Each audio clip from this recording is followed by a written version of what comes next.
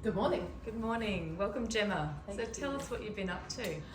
So, I am proposing to work with preteens and teens on the Sunshine Coast to help empower them to essentially make better food choices while having fun with food. Great. How are you planning to do this? So the Tuck Box Initiative has a threefold approach. The first way is by holding whole school presentations on food, on nutrition and food waste. The second way is by doing cooking workshops with select target groups of students, and thirdly by food journaling. Now I've just written a food journal. I love journaling myself. The idea is to incorporate mindfulness, being more aware of nutrition in our recipes, and then being reflective, having eaten them, what went well and what we can do better next time. Have you always worked in health? No, not at all. My background is in teaching, primary teaching, and I also ran an ethical fashion brand for just over 10 years in Europe. Oh, interesting. What is ethical fashion for you? Well, the ethical part is about just being aware of our products, for example, who made it, where, how, and if we even need to buy these things, or if we're being fed. Just being more aware of the supply chain, I think.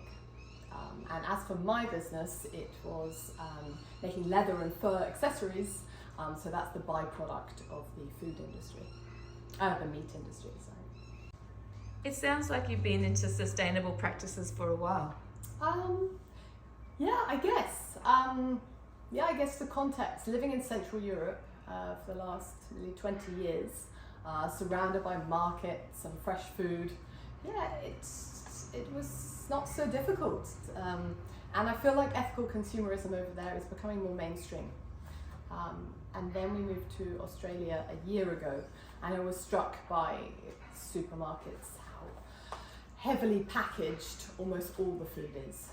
So we've got some work to do. Okay, so how did you get into cooking? Well, I grew up on a farm in the English countryside, so home cooking was the only option. Fast forward 15 years, I lived in the French countryside, surrounded by fresh food and herbs. I then discovered the British chef Jamie Oliver and was really inspired by his no-fuss cooking and his food revolution. And I would say I've been an avid cook ever since. Okay, so you're into sustainability, food, and a teacher, correct? Was it always your plan to combine these passions and make a career of it? Oh, perhaps subconsciously, but no, it's quite recent. Just a few months ago, I was working as a health specialist or HPE teacher in a low socioeconomic area in Australia, and was struck by how cognitively most of the kids they could memorize the food pyramid, but it was absolutely not being applied in practice. So I was looking at some of the lunch boxes going, oh my goodness, I know I have a great idea. I'm going to be the next Sunshine Coast supplier of healthy food lunches. And then I quickly realized that was going to be complicated and not the solution. And what's really needed is for kids to start getting their hands dirty, and with our encouragement and empowerment, start cooking for themselves and making those decisions, positive decisions for themselves. We have time for one last quick question. In an ideal world, what behavioural change would you like to see from children today? Oh, good question.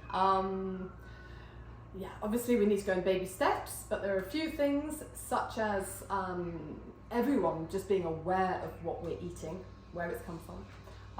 Secondly, having a stab at cooking themselves. I think it's all about confidence, really. Trying or tasting new foods and flavours, so important. And eating more mindfully. Basically sitting down and tasting what we're eating, rather than running around snacking. And without forgetting the 3 R's of reuse, recycle, and reduce. Let's see. Thank you, Gemma, and best of luck with this very worthwhile initiative. Thank you.